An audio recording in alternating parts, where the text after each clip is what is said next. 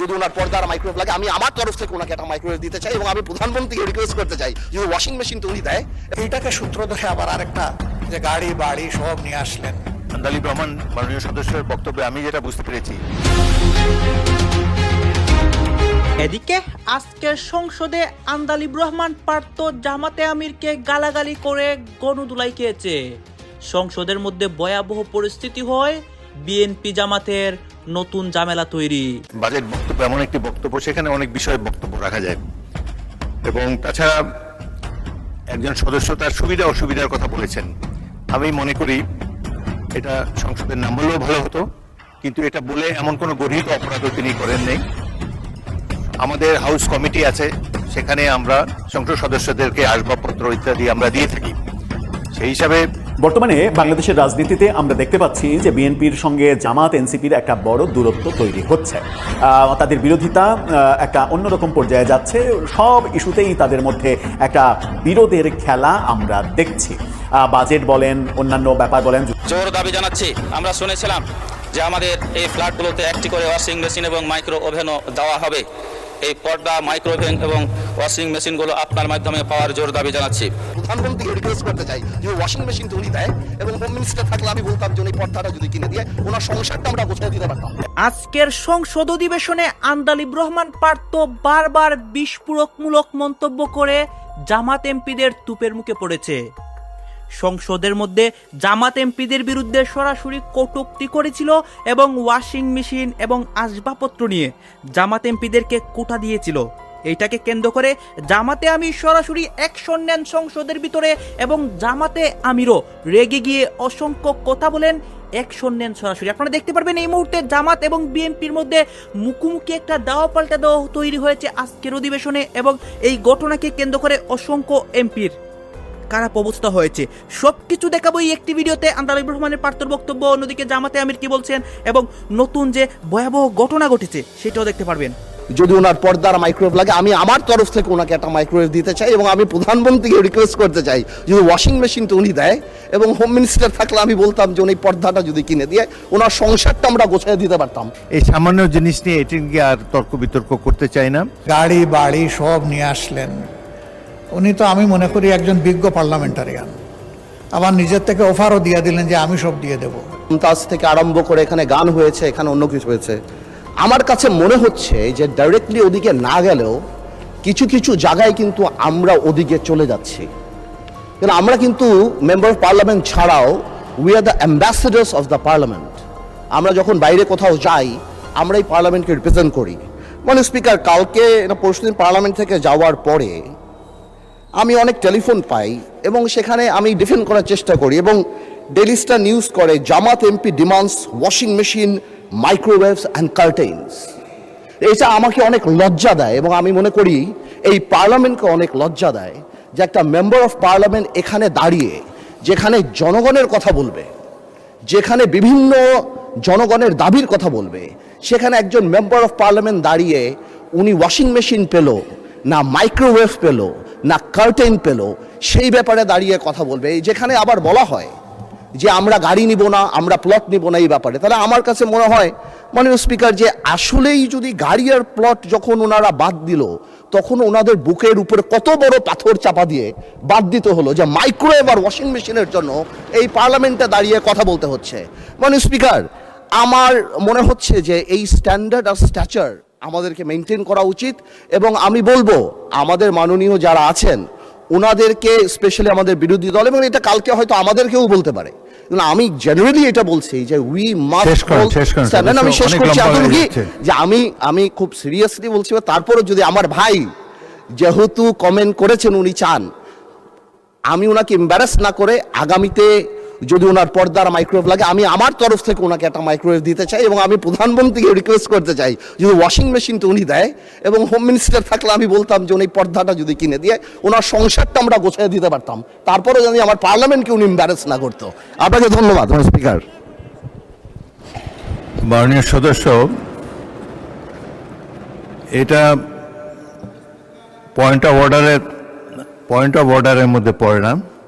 দ্বিতীয়ত, যে সদস্য বাজেট সেশনের উপরে বক্তব্য রাখতে গিয়ে বলেছেন বাজেট সেশন এমন একটি সেশন, বাজেট বক্তব্য এমন একটি বক্তব্য, সেখানে অনেক বিষয়ে বক্তব্য রাখা যায়। এবং তাছাড়া একজন সদস্য তার সুবিধা অসুবিধার কথা বলেছেন। আমি মনে করি এটা সংসদের না বললেও ভালো হতো, কিন্তু এটা বলে এমন কোনো গর্হিত অপরাধও তিনি করেন নাই। আমাদের হাউস কমিটি আছে, সেখানে আমরা সংসদ সদস্যদেরকে আসবাবপত্র ইত্যাদি আমরা দিয়ে থাকি। সেই হিসাবে তিনি যদি সকল সদস্য, তিনি তার নিজের জন্য চান নাই, সকল সংসদ সদস্যদের জন্যই, যারা হাউসে সংসদের দেওয়া ভবনে যারা বসবাস করে তাদের সম্পর্কে বলেছে। সুতরাং এটা এমন কোনো গর্হিত অপরাধ হয়নি। তবে আমি মনে করি না বললেই ভালো হতো, এতে জনমনে অন্য ধরনের ধারণা হতে পারে। তবে এটি তো তাদের প্রাপ্য হতে পারে, এটা এমন কিছু বড় জিনিস নেই। এই সামান্য জিনিস নিয়ে এটি নিয়ে আর তর্ক বিতর্ক করতে চাই না, কারণ এটি নিয়ে বিতর্ক করলে আবার খারাপ মেসেজ যাবে বাইরে। তো ভবিষ্যতে বক্তব্য রাখার সময় আমরা সবাই কেয়ারফুল থাকবো। যেসব জিনিস পার্সোনালি আপনি যদি হাউস কমিটির চেয়ারম্যান আছেন, সদস্যরা যদি তাকে জানান, তারাই এটার সমাধান করতে পারবেন। মাননীয় বিরোধী দলের নেতা, এটা নিয়ে কোনো বিতর্ক হোক এটা আমি চাই না। আপনি অন্য কোনো বিষয় বললে বলেন, এটা সম্পর্কে আর শুনতে চাই না। এটা কথা, আরেকটি কথা আমি বলি আপনাদের কথা, আর যেভাবে আপনি একজন সদস্যকে অফার করেছেন তাকে দেবেন, এটাও তার জন্য একটি ডিসরেসপেক্টফুল মনে হতে পারে। উনি নিজের জন্য চান নাই, সকল সংসদ সদস্য যারা বসবাস করে সংসদের সরকারি বাড়িতে তাদের জন্য বলেছেন। সুতরাং এটা নিয়ে, এই বিষয়টা নিয়ে আর বিতর্ক না হোক, এটা আমি চাই। মাননীয় নেতা, এরপরে আর বাড়াবাড়ি তো কোনো দরকার নেই। বিরোধী দলের নেতা, আপনি তো এই সম্পর্কেই বলবেন তো? আচ্ছা বলেন। মাননীয় সদস্য পয়েন্ট অফ অর্ডারে দাঁড়িয়ে যে কথাগুলো বলেছেন, আপনি তো প্রথমেই নাকচ করেছেন যে এটা পয়েন্ট অফ অর্ডারের বিষয় না। 2 নম্বর, একজন সদস্য তিনি সবার জন্য একটা বিষয় চেয়েছেন। আপনি রাইটলি বলেছেন যে এটা হাউসে না বলে এটার জন্য কমিটি আছে, ওখানে বললেই হতো। কিন্তু তিনি এইটাকে সূত্র ধরে আবার আরেকটা, যে গাড়ি বাড়ি সব নিয়ে আসলেন। উনি তো আমি মনে করি একজন বিজ্ঞ পার্লামেন্টারিয়ান, আবার নিজের থেকে অফারও দিয়ে দিলেন যে আমি সব দিয়ে দেব। ওনার কাছে চাইছে নাকি কেউ যে উনি দিবেন? আমার মনে হয় যে আমাদের মানসিকতাগুলো এমন হওয়া উচিত যেটা এখানে দাঁড়িয়ে অন্তত কেউ কারো সম্মানে আমরা আঘাত করব না। আমরা আশা করব যে আমি সহ আমরা সকলে আগামীতে এগুলোর প্রতি আরও যত্নশীল হব। ধন্যবাদ মাননীয় স্পিকার। ধন্যবাদ বিরোধী দলের নেতা। তবে আন্দালিব রহমান মাননীয় সদস্যের বক্তব্যে আমি যেটা বুঝতে পেরেছি, তিনি কোনো তাকে আন্ডারমাইন করার জন্য বলেন নাই, সাহায্য করার জন্য বলেছেন, which is not really necessary। তবুও যাই হোক, এই সম্পর্কে বক্তব্যের এখানে ইতি হোক। বর্তমানে বাংলাদেশের রাজনীতিতে আমরা দেখতে পাচ্ছি যে বিএনপির সঙ্গে জামাত এনসিপির একটা বড় দূরত্ব তৈরি হচ্ছে। তাদের বিরোধিতা একটা অন্যরকম পর্যায়ে যাচ্ছে। সব ইস্যুতেই তাদের মধ্যে একটা বিরোধের খেলা আমরা দেখছি। বাজেট বলেন, অন্যান্য ব্যাপার বলেন, জুলাই সনদ নিয়ে তো রীতিমতো একটা মানে কামড়াকামড়ি অবস্থা তো হয়েছেই এবং সেটা চলছে। সংবিধান সংস্কার নাকি সংবিধান মানে পুনর্লেখন, সংবিধান সংশোধন, এই ব্যাপারগুলো নিয়ে তাদের মধ্যে একটা ব্যাপার চলছে। গণভোটকে বিএনপি পাত্তাই দেয়নি, পাত্তা না দেওয়ার যথেষ্ট কারণও ছিল, সেটা নিয়েও বিরোধ চলছে।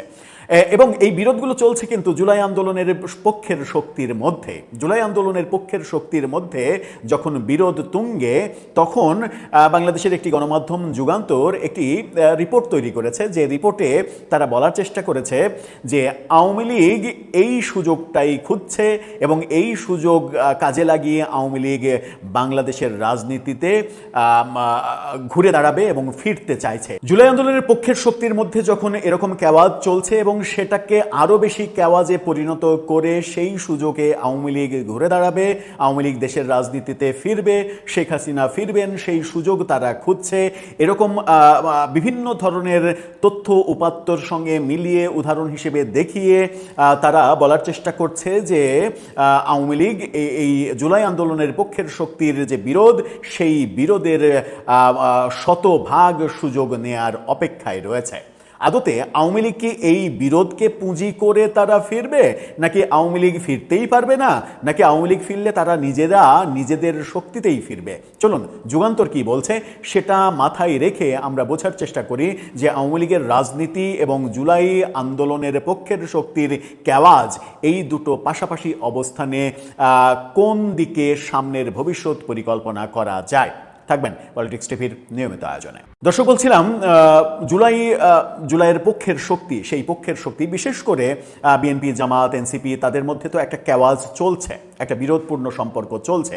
সেই সম্পর্কের সুযোগটা আওয়ামী লীগ নিতে চাইছে এবং অপেক্ষা করছে, এবং আওয়ামী লীগ কৌশলে এই কেওয়াজটা আরও বেশি বাঁধিয়ে দিয়ে তার ফাঁক গলিয়ে বাংলাদেশের রাজনীতিতে ফিরতে চাই, এরকম বক্তব্য দিয়ে একটি প্রতিবেদন তৈরি করেছে যুগান্তর। প্রতিবেদনটা পড়ে আমার মানে কখনো মনে হয়েছে যে এটা পুরোটাই আওয়ামী বিদ্বেষী একটা প্রতিবাদ। মাননীয় সদস্য, অপ্রাসঙ্গিক কোনো বিষয় বক্তব্যে না নাই ভালো। একজন রাজনৈতিক নেতার পরকীয়া সম্পর্কে আপনি মন্তব্য করেছেন। সাধারণত নিয়ম হলো যে যার এখানে এসে জবাব দেওয়ার সুযোগ নাই তার সম্বন্ধে অভিযোগ তোলা সংসদে সমীচীন নয়। 2 নম্বর, আপনারা মুতা বিয়ে সম্পর্কে আমার কাছে কেন জানতে চাইলেন? আমাকে কি এক্সপার্ট মনে হয় এসবের ব্যাপারে? মুতা বিয়ে হলো সম্ভবত কেউ যদি বিদেশে যায়, বিদেশে অবস্থানকালে হয়তো টেম্পোরারিলি 1 মাসের জন্য বিদেশে গেল, আগের কালে নিয়ম ছিল 1 মাসের জন্য তিনি একটা সোকল্ড বিয়ে করতে পারতেন বা একজন পার্টনার খুঁজে নিতে পারতেন, এটাই আমার ধারণা। তবে এগুলো নিয়ে সংসদে আলাপ আলোচনা না হয় ভালো। আর অপ্রাসঙ্গিক কোনো কিছু অনুগ্রহ করে এখানে তুলবেন না, এর কোনো দরকার নাই। মাননীয় উপনেতা, আপনি কি বলতে চান? আমি তো কি মুতা বিয়েতে এক্সপার্ট নাকি? আপনি বলেন। মুতা বিয়েতে আমি এক্সপার্ট না, তবে কনসেপ্টের ব্যাপারে আমি জানি। প্রথম কথা হচ্ছে, মাননীয় স্পিকার, আপনি খুব রাইটলি বলেছেন, যিনি এখানে উপস্থিত নাই তার ব্যাপারে এ ধরনের আলোচনা তো এখানে হওয়ার সমীচীন না। আমি আশা করি আর মামুনুল হক সাহেবের ব্যাপারে যে তথ্য দিয়েছে এটা একেবারেই ভুল তথ্য। উনি কোনো মুতা বিবাহ করেন নাই, গাজীপুরে কোনো জায়গায় এরকম কোনো ঘটনা ঘটে নাই। যেটা হ্যারেস করা হয়েছিল নারায়ণগঞ্জে, ওনাকে উনি বিয়ে করেছিলেন এবং এটা এখন এস্টাবলিশ আছে। তা বিয়ে করার তো জায়েজ আমির জামা মাননীয় স্পিকার। তা আমি চাইবো যে এটা আপনি এক্সপান্ড করবেন। পার্লামেন্টের রেকর্ডে এই ধরনের ভুল তথ্য এবং ভুল বক্তব্য থাকা উচিত হবে না। ধন্যবাদ মাননীয় স্পিকার। মাননীয় উপনেতা কি চিফ হুইপ বলবেন? বলেন। স্পিকার, যা অসংসদীয় এবং সমীচীন নয়, বিফিটিং দেখায় না। মাননীয় স্পিকার, আপনাকে অনুরোধ করছি সেটা মানে প্রসিডিংস থেকে এক্সপেন্স করার জন্য। ধন্যবাদ। মাওলানা মামুনুল হকের এই বিষয়ে আলাপ করা সংসদের কার্যবিবরণীতে আসার কোনো প্রয়োজন নেই, এবং তাছাড়া এখনো কিন্তু এটা আমি বলার ইচ্ছা ছিল না, তিনি তার অবস্থান পরিষ্কার করতে পারেন নাই। যাই হোক, এটা নিয়ে আলাপ আলোচনা করার কোনো দরকার নেই। মুজিবুর রহমান সাহেব কি বলবেন এই সম্পর্কে? বলেন না কিছু। এটা একজন রাজনৈতিক নেতার জীবনের অন্ধকার অংশ, এখানে এখানে আলোচিত হোক এটা চাই না আমরা। এই বিষয়ে বলেন না, অন্য কোনো কিছু বলবেন? Point of order. মাননীয় স্পিকার, ধন্যবাদ। আমি প্রথমত ধন্যবাদ জানাই মাননীয় প্রধানমন্ত্রীকে, যিনি এই প্রসঙ্গটাকে স্টপ করার জন্য ইশারায় মাননীয় সংসদ সদস্যকে নির্দেশ দিয়েছে। দ্বিতীয় যেটা, আপনার মন্তব্য এটা সঠিক। এক সময় ছিল মুতা বিয়ে করা যেত, কিন্তু পরবর্তীতে হারাম হয়ে গেছে, এটা নিষিদ্ধ, এখন করা যাবে না। এই কথাটা আপনি যোগ করে দিলে এটা সঠিক তথ্য থাকবে। না হলে এভাবে থাকলে মনে হবে যে বোধহয় এখনো কিছু করা যাবে। এটা আর করা যাবে না, এটা হারাম। যে মানুষ স্বপ্ন দেখতে পারে না সে বাংলাদেশের সামনের দিকে এগোতে পারবে না। যারা স্বপ্ন দেখতে পারবে না তারা বাংলাদেশকে এগিয়ে নিতে পারবে না। যার উচ্চাভিলাষ নাই সে কখনো আকাশের দিকে উঠতে পারবে না। এত টাকার বাজেট না দিয়ে ৬,০০০ কোটি টাকার বাজেট দিলেই মনে হয়ে যেত। ৯,৩৮,০০০ কোটি টাকার বাজেট দেওয়া হয়েছে। সেখানে আপনাদের একজন সংসদ সদস্য বলেছেন পাবলিকলি, পত্রিকায় এসেছে, টাকার বাজেট দিলে হতো, এত লক্ষ কোটি টাকার বাজেট না দিয়ে। আর একদিকে বলছেন কর্মসংস্থান বাড়াতে হবে, কৃষকের আরও কার্ড দিতে হবে। ধন্যবাদ আপনাদের। আপনারা মনে করছেন যে আমরা কর্মসংস্থান বাড়ানোর পদক্ষেপ নিচ্ছি, আরও দরকার, অবশ্যই দরকার। আগামী দিনগুলোতে আমরা সেই পথে হাঁটবো। মাননীয় আইনমন্ত্রী জনাব আসাদুজ্জামান ঝিনাইদহ 1, আপনাকে বক্তব্য রাখার জন্য আহ্বান জানাচ্ছি। আপনার সময় 12 মিনিট। দর্শক, আপনারা তো দেখলেন এখানে কি কথা হচ্ছে, অনেকেই কিন্তু অনেক কথা বলতেছে। বিশেষ করে এখানে দেখতে পাচ্ছি আমরা সংসদ অধিবেশনের বিষয়ে কথা হয়, আর অনেক বিষয় নিয়ে কথা হয়। এই বিষয়গুলো দেখে এবং সংসদ অধিবেশনকে নিয়ে এবং তালিব রহমান পার্থের বক্তব্য নিয়ে আপনার মন্তব্য কি, আপনার গুরুত্বপূর্ণ মন্তব্য অবশ্যই আপনারা আমাদের কমেন্ট বক্সে লিখে যাবেন। সর্বশেষে আপনাদের কাছে আমাদের একটা ছোট্ট রিকোয়েস্ট থাকবে, আপনারা আমাদের চ্যানেলে নতুন দর্শক হয়ে থাকলে চ্যানেলটি সাবস্ক্রাইব করবেন এবং পাশে থাকা বেল বাটনটি বাজাবেন, যাতে করে নেক্সট ভিডিওটা সবার আগে আপনাদের কাছে পৌঁছে যায়। ধন্যবাদ।